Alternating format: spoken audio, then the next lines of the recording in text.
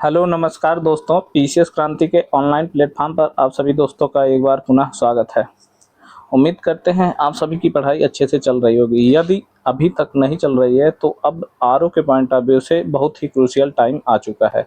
आप सभी लोग अब अपने आरओ को लेकर बहुत ज़्यादा फोकस्ड होकर पढ़ाई पे लग जाएं। इसी संदर्भ में हम लोग घटनासार की श्रृंखला लेकर हाजिर हैं, जिसमें हमने वन लाइनर को पूरा कवर कर दिया है। अब हम लोग घटनासार के राष्ट्रीय वाले करंट अफेयर्स को ख़त्म करने का प्रयास कर रहे हैं, जिसमें से कुछ पॉइंट तो हम लोगों ने कवर कर लिया है और यह उसी राष्ट्रीय करंट अफेयर्स का दूसरा भाग है। तो हम लोग स्टार्ट करते हैं अपने करंट अफेयर्स को। आज का पहला बिंदु है वन स्थिति रिपोर्ट 2023। दोस्तों, वन स्थिति रिपोर्ट बहुत ही इंपॉर्टेंट रिपोर्ट है। इससे लगातार क्वेश्चन बनते रहे हैं विभिन्न आयोगों में, हर परीक्षाओं में कोई ना कोई क्वेश्चन इससे बनता रहता है। यह रिपोर्ट हर साल 2 वर्ष में एक बार आती है। ठीक है, तो अब इससे संबंधित महत्वपूर्ण तथ्यों को जान लेते हैं कि वन स्थिति रिपोर्ट को पब्लिश कौन करता है।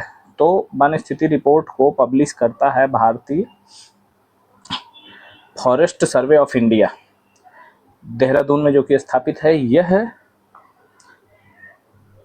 भारतीय वन स्थिति रिपोर्ट को हर 2 साल में पब्लिश करता है। ठीक है, तो अब की बार जो कि भारतीय वन स्थिति रिपोर्ट 2023 है, इसे केंद्रीय पर्यावरण एवं जलवायु परिवर्तन मंत्रालय द्वारा 21 जनवरी 2025 को पब्लिश किया गया और यह इस रिपोर्ट की श्रृंखला का 18वां भाग है, यानी कि 18वीं द्विवार्षिक रिपोर्ट। अब इस रिपोर्ट में जो बात कही गई है मेन इंपॉर्टेंट भारतीय वन आवरण से संबंधित उन बिंदुओं को हम देख लेंगे, क्योंकि वही क्वेश्चन हमारे एग्जाम हॉल में आएंगे। ठीक है, तो वन स्थिति रिपोर्ट 2023 के अनुसार देश में कुल वन आवरण 7,15,343 वर्ग किलोमीटर हो गया। ठीक है, मतलब 7,15,343 वर्ग किलोमीटर, जो कि देश के कुल भौगोलिक क्षेत्र का 21.76% है। ठीक, और यह तो वन आवरण था। अब वृक्षावरण अलग होता है दोस्तों, और वन आवरण अलग होता है। वृक्षावरण में जो कि 1 हेक्टेयर से कम क्षेत्रफल को मापित किया जाता है इसमें, जिसमें कि जो ट्री कैनोपी होती है वह 1 हेक्टेयर से कम क्षेत्रफल में, यानी उसके 10% से कम होती है।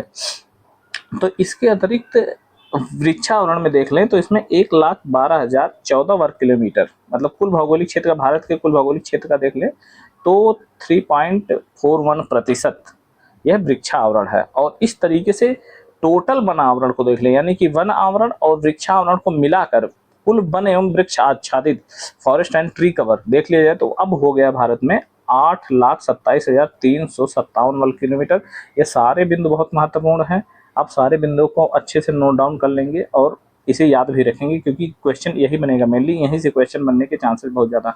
तो इस तरीके से भारत में कुल वन एवं वृक्ष आच्छादित भौगोलिक क्षेत्र कितना हो गया, तो यह हो गया है 25.17%। वन आवरण देखा जाए तो 21.76% और वृक्ष आवरण देखा जाए तो 3.41%। इस तरीके से पूरा वन एवं वृक्ष आच्छादित क्षेत्र हो गया है 25.17%। तो अब कुछ और बिंदु हैं, उसको भी हम देख लेते हैं। दोस्तों, वन क्षेत्र में 156 वर्ग किमी तक, वृक्ष आच्छादित क्षेत्र में 1289 वर्ग किलोमीटर तक। इस प्रकार कुल वन एवं वृक्ष आच्छादित क्षेत्र में 1445 वर्ग किलोमीटर, यानी कि 0.32% की वृद्धि हुई है 2021 की तुलना में। यानी कि वन क्षेत्र में 156 वर्ग किलोमीटर और वृक्ष आच्छादित क्षेत्र में 1289 वर्ग किलोमीटर। ठीक है, तो इस तरीके से दोनों को जोड़ दिया जाए तो 1445 वर्ग किलोमीटर, यानी कि भारत के कुल भौगोलिक क्षेत्र का 0.32% 2021 की तुलना में इतनी वृद्धि हुई है। ठीक है, इस रिपोर्ट में सर्वाधिक वन क्षेत्र वाले जो टॉप 3 राज्य जो हैं उनको देख लेते हैं। तो टॉप 3 में है, पहला स्थान है मध्य प्रदेश का, जो कि यह टोटल भौगोलिक क्षेत्र में, प्रतिशत के मामले में नहीं है, प्रतिशत के मामले में यह बदल जाएगा अभी। ठीक है, यह टोटल भौगोलिक वन क्षेत्र का रैंक है, जिसमें से मध्य प्रदेश टोटल 77,073 वर्ग किलोमीटर में से पहला स्थान रखता है। और उसके बाद फिर अरुणाचल प्रदेश का स्थान आता है, जहां पर टोटल वन आवरण हो जाता है 65,882 वर्ग किलोमीटर। और तीसरे स्थान पर आता है छत्तीसगढ़, जिसमें है कि 55,812 वर्ग किलोमीटर। यह आप बिंदु को नोट डाउन करते हुए चलेंगे। और कुल भौगोलिक वन क्षेत्र के प्रतिशत की दृष्टि से अगर देखा जाए तो लक्षद्वीप पहला स्थान प्राप्त करता है, जहां पे लक्षद्वीप के टोटल भूभाग को देखा जाए तो वहां पर 91.33% वनाच्छादित क्षेत्र है, यानी कि सारा जंगल ही है लगभग 91%। और उसके बाद दूसरा स्थान आता है तो मिजोरम का आता है, जहां पर 85.34% टोटल भौगोलिक क्षेत्र का वन आच्छादित क्षेत्र है। और तीसरे स्थान पर आता है अंडमान निकोबार, जो कि 81.62% के साथ तीसरे स्थान पे है। तो दोस्तों अब हम देख लेते हैं कि 2021 से तुलना में 2021 वन स्थिति रिपोर्ट की तुलना में किन राज्यों में सर्वाधिक वृद्धि हुई है। तो उसमें देखते हैं तो पहला स्थान आता है मिजोरम का। मिजोरम में टोटल 242 वर्ग किलोमीटर की वृद्धि हुई पहले स्थान पे। दूसरे स्थान पे गुजरात है, जहां पर 180 वर्ग किलोमीटर की वृद्धि हुई। और तीसरे स्थान पे आता है उड़ीसा, जहां पर 152 वर्ग किलोमीटर की वृद्धि हुई है। अब देख लेते हैं 2021-23 के दौरान 21 से 23 के दौरान वन एवं वृक्ष आवरण में सर्वाधिक वृद्धि वाले 5 राज्य, जिसमें से 5 राज्य हैं, जिसमें से पहले स्थान पर है छत्तीसगढ़, जो कि 864 वर्ग किलोमीटर की वृद्धि की है। दूसरे स्थान पर उत्तर प्रदेश है, जहां पे 559 वर्ग किलोमीटर की वृद्धि हुई। तीसरे स्थान पर उड़ीसा है, जहां पे 559 वर्ग किलोमीटर की वृद्धि हुई। यानी कि उत्तर प्रदेश में देखा जाए और उड़ीसा में देखा जाए तो दोनों जगह है जो वृद्धि क्षेत्र है, भौगोलिक क्षेत्र वृद्धि का भौगोलिक क्षेत्र है, वह सेम ही है। ठीक है, आप टॉप 3 ही याद करें, क्योंकि मोस्टली क्वेश्चन टॉप 3 से ही पूछा जाएगा। यदि आप अदर स्टेट के एग्जाम देते हो तो अपने स्टेट के हिसाब से भी आप याद रख सकते हैं अदर बिंदुओं को। तो अगला बिंदु देखते हैं, इसमें 2023 की वन स्थिति रिपोर्ट के अनुसार देश के 19 राज्यों में तो 33%, यानी कि जितना भी भूभाग है जहां पर वन आवरण क्षेत्र है उसका 33%, भारत में जितने भी हैं उसका 33% केवल 29 राज्यों और यूटीज में है। ठीक है, इसमें से 8 राज्य, यानी कि भारत में टोटल 8 राज्य ऐसे हैं जहां पर वन आवरण प्रतिशत 75% से अधिक है। इसमें से 8 राज्यों में से वो क्षेत्र है मिजोरम, लक्षद्वीप, अंडमान निकोबार द्वीप समूह, अरुणाचल प्रदेश, नागालैंड, मेघालय, त्रिपुरा और मणिपुर। यह 8 राज्य जो हैं, यह इनके टोटल भूभाग पर 75% से अधिक वृक्षावरण यानी वना आवरण स्थित है। रिपोर्ट 2021 की तुलना में 2023 में 16 राज्य और केंद्र शासित क्षेत्रों में वन एवं वृक्ष आवरण में कमी आई है। यह भी बहुत महत्वपूर्ण बिंदु है कि 2023 में किन राज्यों में कमी आई है, वन एवं वृक्ष आवरण क्षेत्र में कमी आई है। तो ऐसे कुल कितने राज्य हैं, तो ऐसे कुल 16 राज्य इस रिपोर्ट में बताए गए हैं। तो आप यह बिंदु भी जान लेंगे कि कितने राज्य हैं जहां पर वृक्षावरण में कमी आई है। इसमें नाम भी देख सकते हैं, अगर उत्तर प्रदेश होगा तो उसका नाम जरूर देख लें आप, लेकिन उत्तर प्रदेश नहीं है इसमें आंध्र प्रदेश, अरुणाचल प्रदेश, असम, बिहार, गोवा, कर्नाटक, मध्य प्रदेश, मणिपुर, मेघालय, नागालैंड, तमिलनाडु, तेलंगाना, त्रिपुरा, अंडमान निकोबार द्वीप समूह, लद्दाख एवं उत्तराखंड शामिल है। ठीक, अब कुछ और अन्य बिंदु हैं जो हमें देख लेने चाहिए कि 2000 इस रिपोर्ट के अनुसार बांस धारित क्षेत्र, अगर बांस की जो एक प्रकार की घास होती है बांस, वह उसकी टोटल वो देखा जाए धारित क्षेत्र देखा जाए तो वो है 1,54,670 वर्ग किलोमीटर अनुमानित किया गया है। और यह 2021 की तुलना में 5227 वर्ग किलोमीटर की इसमें वृद्धि दर्शाया गया है। और 2023 के आकलन में देश में कुल वन के कार्बन स्टॉक वह 7285.5 मिलियन टन अनुमानित किया गया है। और यह पिछले रिपोर्ट जो कि 2021 में आई थी उसकी तुलना में 81.5 मिलियन टन की वृद्धि दर्शाई गई है इस रिपोर्ट में। वन स्थिति रिपोर्ट 2023 के अनुसार 2023 में कुल कच्छ वनस्पति आवरण क्षेत्र, यानी कच्छ वनस्पति आवरण क्षेत्र जो कि जिसे मैंग्रोव भी कह सकते हैं आप, तो मैंग्रोव वनस्पति आवरण क्षेत्र है वह हो गया है 4991.68 वर्ग किलोमीटर, ठीक है, जो कि 2021 की तुलना में 7.43 वर्ग किलोमीटर कम था। और यह कच्छ क्षेत्र देश के कुल क्षेत्र का 0.15% है। सारे बिंदु बहुत महत्वपूर्ण है, आप सबको ये सारी चीजें नोट डाउन कर लेनी चाहिए अच्छे तरीके से। सर्वाधिक कच्छ वनस्पति आवरण क्षेत्र वाले पहले 3 केंद्र शासित राज्य और अदर राज्य, तो उसमें है पश्चिम बंगाल। पश्चिम बंगाल में मैंग्रोव वन क्षेत्र अगर देखा जाए तो 2119 वर्ग किलोमीटर है। दूसरे स्थान पे गुजरात जिसमें 1164 वर्ग किलोमीटर है, और तीसरे स्थान पे अंडमान निकोबार द्वीप समूह जहाँ पे 608 वर्ग किलोमीटर है, ठीक है। तो यह सारे बिंदु आपको नोट डाउन कर लेने चाहिए। 2021 की तुलना में 2023 में कच्छ क्षेत्र में सर्वाधिक वृद्धि गुजरात में दर्ज की गई। यहाँ पे 36.39 वर्ग किलोमीटर की सर्वाधिक कमी गुजरात में दर्ज की गई, वृद्धि ना सर्वाधिक कमी दर्ज की गई है। यह 36.39 वर्ग किलोमीटर की कमी गुजरात में दर्ज की गई है। वहीं वृद्धि देखा जाए तो 13.01 वर्ग किलोमीटर की वृद्धि आंध्र प्रदेश में की गई है, ठीक है। और दूसरे स्थान पर सर्वाधिक वृद्धि महाराष्ट्र में की गई 12.39 वर्ग किलोमीटर पे। तो सारे बिंदु को आपको नोट डाउन कर लेना चाहिए।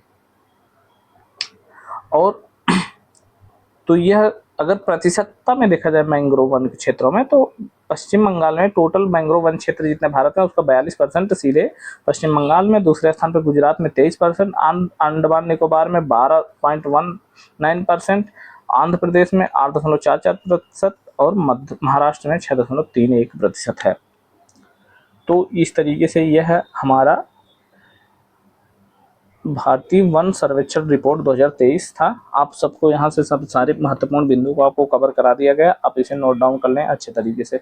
अब हम देखेंगे अपने दूसरे बिंदु को, श्रीलंका के राष्ट्रपति की भारत यात्रा। दोस्तों श्रीलंका के राष्ट्रपति की अभी यह भारत यात्रा हुई है, तो टाइम है 15 से 17 दिसंबर 2024 को। श्रीलंका के राष्ट्रपति कौन, तो वो अनुरा कुमारा दिसानायके हैं, जिन्होंने राष्ट्रपति के रूप में कार्यभार ग्रहण करने के बाद यह उनकी पहली विदेश यात्रा थी, और पहली विदेश यात्रा के रूप में वह भारत में आए। कब आए, तो वह 15 से 17 दिसंबर 2024 को आए। दोस्तों 16 दिसंबर को नई दिल्ली में औपचारिक स्वागत के बाद हैदराबाद हाउस में द्विपक्षीय वार्ता मेजबान प्रधानमंत्री नरेंद्र मोदी के साथ उनकी हुई, और उसमें कुछ द्विपक्षीय महत्वपूर्ण निर्णय लिए गए, द्विपक्षीय समझौतों पर हस्ताक्षर भी किए गए और महत्वपूर्ण निर्णय भी लिए गए। उसी संदर्भ में ये बिंदु है कि आपातकालीन वित्त पोषण और 4 अरब डॉलर की विदेशी मुद्रा सहित बहुआयामी सहायता के माध्यम से श्रीलंकाई अर्थव्यवस्था को स्थिर करने के लिए प्रधानमंत्री नरेंद्र मोदी ने समर्थन दिया है। यानी कि आपातकालीन वित्त पोषण और 4 अरब डॉलर की विदेशी मुद्रा सहित बहुआयामी सहायता भारत द्वारा की जाएगी। और आर्थिक साझेदारी के लिए निवेश आधारित विकास पर दोनों ने जोर दिया। दोनों देशों के बीच बिजली ग्रिड कनेक्टिविटी एवं बहु उत्पाद पेट्रोलियम पाइपलाइन स्थापित करने और तथा श्रीलंका से विद्युत संयंत्रों के लिए एलएनजी की आपूर्ति पर वार्ता करी गई है, ठीक है। और उसी के साथ दोस्तों एक फेरी सर्विस की शुरुआत की गई है, वह है कांके संथुराई नागपट्टिनम फेरी सर्विस। यानी कि यह कांके संथुराई श्रीलंका से चलते हुए भारत के नागपट्टिनम तक आएगी, ठीक है। फेरी सर्विसेज का मतलब यह होता है कि यह समुद्र में एक प्रकार का जहाज होता है जहां से लोग आते जाते हैं इस तरीके से। और यह सफल शुरुआत के बाद दोनों देशों के बीच संपर्क सुविधा में सुधार के लिए कांके संथुराई के साथ ही साथ एक और संपर्क सुविधा का आधार रखा गया, जो कि रामेश्वर व तलाई मनेर के बीच यात्री नौका सेवा है। यह भी श्रीलंका के साथ यात्री नौका सेवा के रूप में स्थापित किया जाएगा। श्रीलंका में कांके संथुराई बंदरगाह के पुनर्वास की दिशा में काम करने पर दोनों देशों ने भी सहमति जताई है। दोस्तों एक सामपुर सोलर पावर प्रोजेक्ट है जो कि है श्रीलंका में, इसके कार्य को तेज करने के लिए भी दोनों लोगों ने सहमति जताई है। और श्रीलंका में कृषि, डेयरी, मत्स्यिकी के साथ साथ आवास, नवीकरणीय ऊर्जा तथा आर्थिक आधारिक संरचना के विकास के लिए सहयोग देने की सहमति भारत द्वारा व्यक्त की गई है, ठीक है। तो यह सारे बिंदु थे। और दोस्तों कुछ और महत्वपूर्ण बिंदु हैं। संयुक्त राष्ट्र सुरक्षा परिषद में जो कि 2028-29 के लिए अस्थायी सीट के लिए भारत की उम्मीदवारी का श्रीलंका की ओर से समर्थन दोहराया गया है। यानी कि भारत 2028-29 के लिए अस्थायी सीट के लिए श्रीलंका उसे समर्थन देगा संयुक्त राष्ट्र में। और इंडियन ओशन रिम एसोसिएशन की अध्यक्षता हेतु श्रीलंका के लिए भारत का पूर्ण समर्थन भारत की ओर से व्यक्त किया गया है। यानी कि इंडियन ओशन रिम एसोसिएशन में श्रीलंका को अध्यक्ष बनाने के लिए भारत ने समर्थन देने की बात कही है। वार्ता के पश्चात पारस्परिक सहयोग के 2 समझौतों ज्ञापनों पर हस्ताक्षर किया गया, जिसमें श्रीलंकाई सिविल सर्वेंट के प्रशिक्षण तथा दोहरे करारोपण से संबंधित समझौता ज्ञापन इसमें शामिल थे। तो यह था हमारा कि श्रीलंका के राष्ट्रपति अनुराग कुमार दिसानायके जो कि भारत की यात्रा पर आए थे, उनसे संबंधित महत्वपूर्ण बिंदु थे कि कौन कौन से एमओयू साइन हुए और क्या क्या निर्णय लिए गए, किन किन चीज़ों पर वार्ता हुई। तो इसी संदर्भ में अब अपना अगला करंट अफेयर है का बिंदु है, इसमें कतर के अमीर शेख तमीम बिन की भारत यात्रा। कतर के अमीर हैं शेख तमीम बिन, यानी कतर में क्या किया जाता है कि जो वहाँ के राष्ट्राध्यक्ष होते हैं उन्हें अमीर बोला जाता है। तो उसी संदर्भ में कतर के अमीर है वह है शेख तमीम बिन अहमद अल थानी, जो कि 17 से 18 फरवरी 2025 में भारत की राजकीय यात्रा पर आए। कतर के अमीर हैं शेख तमीम बिन अहमद अल थानी। यह 17 से 18 फरवरी 2025 को भारत की राजकीय यात्रा पर आए। नई दिल्ली में कतर के अमीर का औपचारिक स्वागत 18 फरवरी को राष्ट्रपति भवन में गार्ड ऑफ ऑनर के साथ किया गया, जिसके पश्चात हैदराबाद हाउस में द्विपक्षीय मुद्दों पर प्रधानमंत्री मोदी से उनकी बातचीत हुई। ठीक है, तो कुछ निर्णय लिए गए, कुछ बातें हुई, महत्वपूर्ण बिंदुओं पर कुछ वार्ताएं हुई, उसको हम देख लेते हैं। इसी संदर्भ में जो हुआ था वह है द्विपक्षीय रणनीतिक साझेदारी स्थापना समझौता। इसमें इसकी स्थापना के लिए आपसी समझौते पर हस्ताक्षर भी किए गए। इसमें 6 सदस्यीय खाड़ी परिषद के जो देश हैं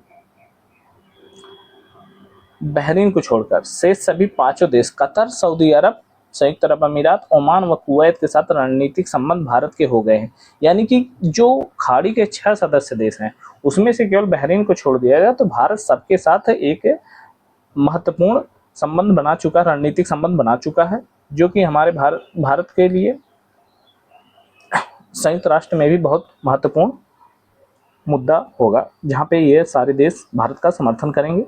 ठीक है, तो दोनों देशों के लिए दोहरे कराधान से बचाव के लिए एक संशोधित समझौते पर भी हस्ताक्षर किया गया। यानी कि दोहरे कराधान से बचाव के लिए संशोधित समझौते, यानी दोहरे कराधान से तात्पर्य यह है कि भारत की कोई कंपनी है तो अगर वह कतर में स्थापित है तो कतर में भी उस पर ही टैक्स लिया जा रहा है, उसके साथ ही उसकी जो आय हो रही भारत सरकार भी टैक्स ली जा रही। तो इस तरीके से दोहरा कराधान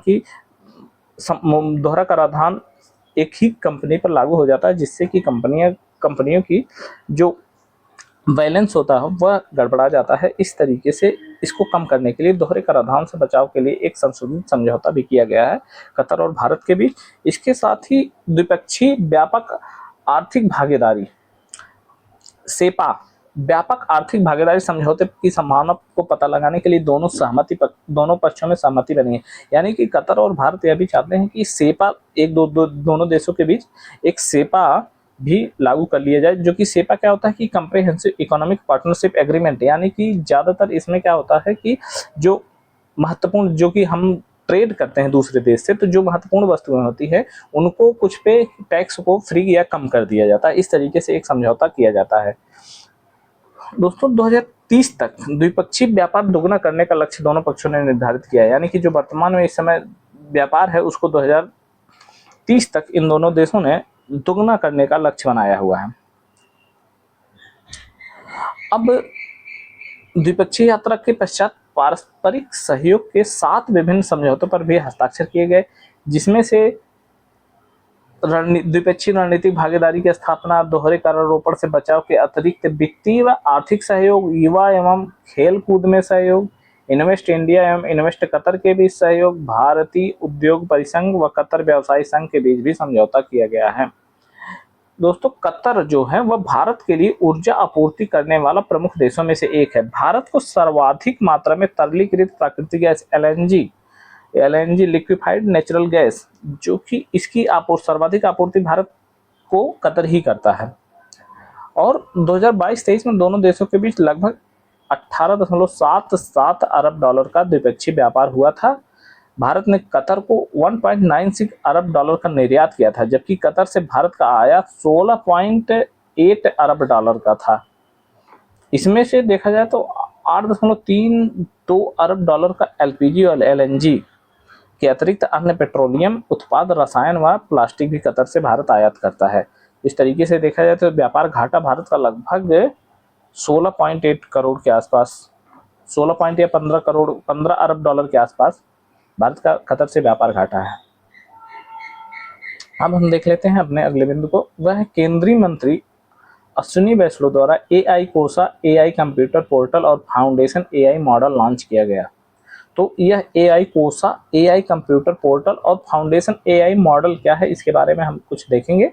भारत का कृत्रिम बुद्धिमत्ता यात्रा में एक महत्वपूर्ण मील का पत्थर स्थापित करते हुए 6 मार्च 2025 को केंद्रीय आईटी मंत्री अश्विनी वैष्णव ने इंडिया एआई कंप्यूटर पोर्टल और एआई कोसा डेटा सेट प्लेटफॉर्म के साथ कई अन्य पहले भी लॉन्च करी हैं। इस इंडिया एआई मिशन के तहत उठाए गए ये कदम एआई संसाधनों तक पहुंच को बढ़ाने, नवाचार को प्रोत्साहित करने और भारत की एआई क्षमताओं को विकसित करने के लिए है। यह तो अब यह देख लेते हैं कि यह है क्या।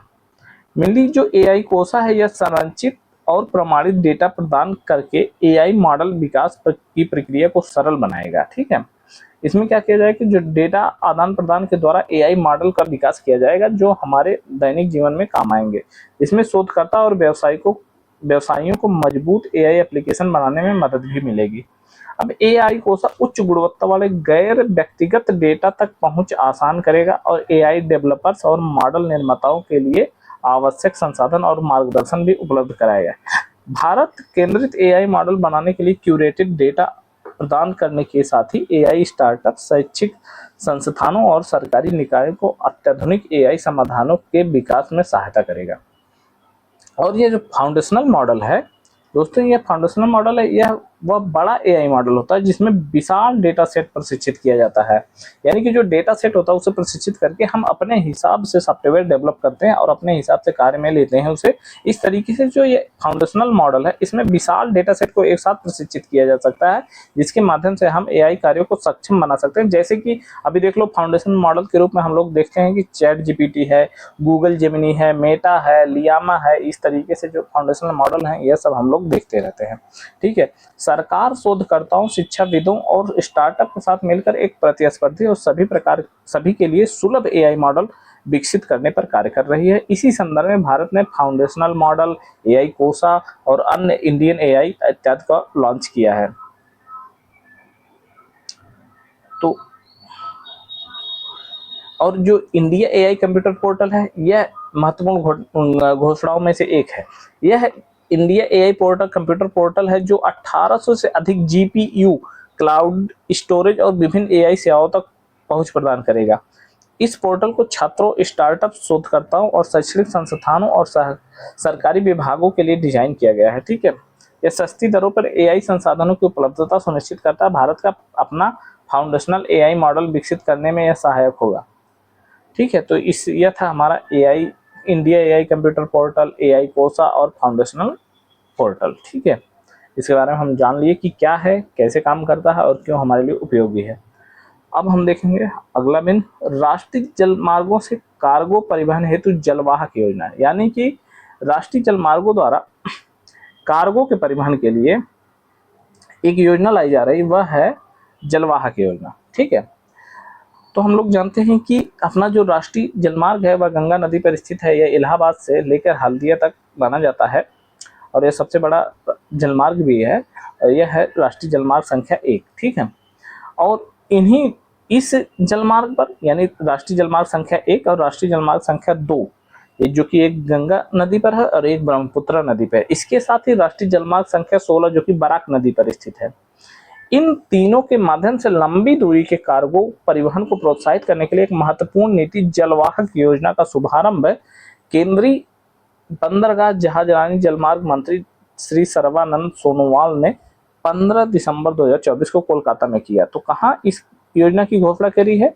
तो यह किया गया है 15 दिसंबर 2024 को कोलकाता में। किसके द्वारा किया गया है? तो यह केंद्रीय बंदरगाह मंत्री श्री सर्बानंद सोनोवाल द्वारा किया गया है। ठीक है, इसका उद्देश्य क्या है दोस्तों? इसका उद्देश्य क्या है कि लंबी दूरी के जो कार्गो है, कार्गो शिपमेंट है, उनके आवागमन को प्रभावी रूप में प्रभावी और कम पैसे में यानी कि इकोनॉमिकल रूप में इसे क्रियान्वित करना, यह मुख्य उद्देश्य है जलभाग्य योजना का।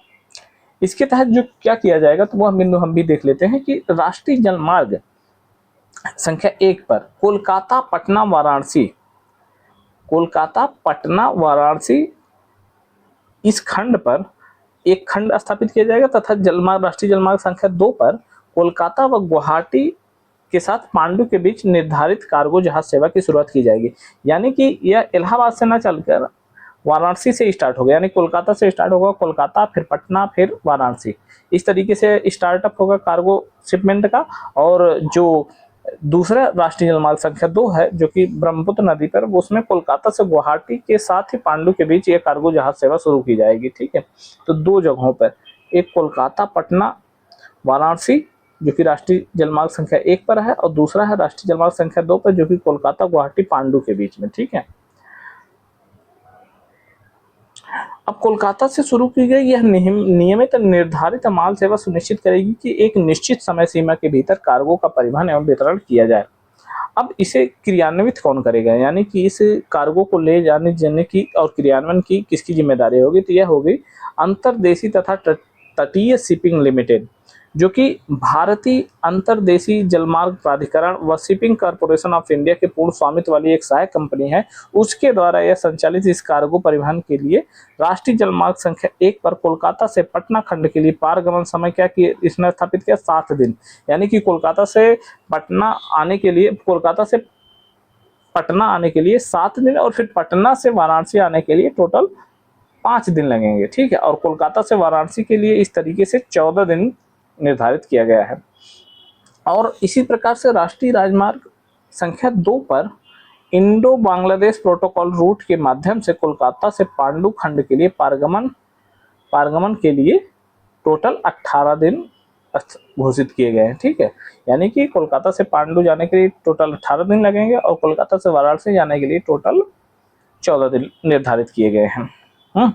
तो यह था जलवाहक योजना। तो दोस्तों 15 दिसंबर 2024 को जलवाहक योजना के उद्घाटन के समय केंद्रीय बंदरगाह जहाजरानी व जलमार्ग मंत्री सर्बानंद सोनोवाल ने 3 जहाजों, एक एमवी त्रिशूल, एक एमवी एआई तथा एक एमवी होमी भाभा को कोलकाता के जीआर जेट्टी से हरी झंडी दिखाकर कार्गो के साथ रवाना किया। ठीक है, तो यह था हमारा जलवाहक योजना। अब हम देखेंगे अपना अगला महीना, यह है रेखा गुप्ता, दिल्ली की 9वीं तथा 4थी महिला मुख्यमंत्री बनी। रेखा गुप्ता हाल ही में अभी दिल्ली विधानसभा का चुनाव हुआ जिसमें बीजेपी की रेखा गुप्ता दिल्ली की 9वीं मुख्यमंत्री के रूप में स्थापित हुई और वह एक तरीके से 4थी महिला मुख्यमंत्री भी बनी है। ठीक है, और यह जो रेखा गुप्ता है, इनका जो विधानसभा क्षेत्र है वह है दिल्ली के शालीमार बाग से पहली बार विधायक बनी रेखा गुप्ता को भारतीय जनता पार्टी द्वारा भाजपा के दिल्ली विधायक दल का नेता चुना गया। 20 फरवरी को रामलीला मैदान में शपथ ग्रहण समारोह के दौरान इन्होंने दिल्ली के मुख्यमंत्री के रूप में कार्यभार ग्रहण किया और यह दिल्ली की 9वीं मुख्यमंत्री और 4थी महिला मुख्यमंत्री बनी। इससे पहले सुषमा स्वराज, शीला दीक्षित और आतिशी ये 3 महिला मुख्यमंत्री बन चुकी हैं। रेखा गुप्ता ने 3 बार आप विधायक वंदना कुमार 3 बार से आपकी विधायक रही लगातार, वंदना कुमारी को 29,000 मतों से हराया। ठीक है, सुश्री गुप्ता ने अपनी राजनीतिक यात्रा आरएसएस की छात्र शाखा अखिल भारतीय विद्यार्थी परिषद से शुरू की। 1996 में वह दिल्ली विश्वविद्यालय की छात्र संघ अध्यक्ष बनी। बीजेपी के वरिष्ठ विधायक विजेंद्र गुप्ता को दिल्ली विधानसभा का अध्यक्ष बनाया गया है, यानी कि दिल्ली विधानसभा का अध्यक्ष विजेंद्र गुप्ता बने हैं। और 2025 के दिल्ली विधानसभा चुनाव में अली मोहम्मद इकबाल ने मटिया महल विधानसभा सीट से भाजपा की दीप्ति इंडोरा को 42,000 वोटों से पराजित कर इन चुनाव की सबसे बड़ी जीत हासिल की थी। वहीं त्रिलोकपुरी से भारतीय जनता पार्टी के रविकांत ने आपके अजंता पार्चा को 352 वोटों से पराजित कर सबसे कम अंतर से जीत हासिल की थी।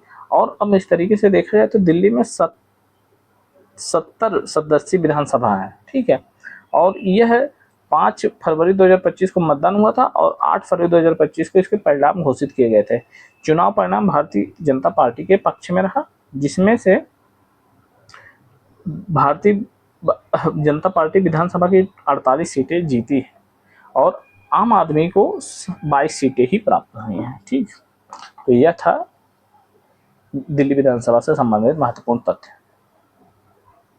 दोस्तों, अब इसके बाद फिर हम अगले सेगमेंट में अपने तीसरे पोर्शन में राष्ट्रीय भाग को कवर करेंगे। यह हमारा दूसरा भाग था और इसके बाद हम लोग तीसरे पॉइंट में अपने इस सारे राष्ट्रीय भाग को कवर करके ख़त्म कर देंगे।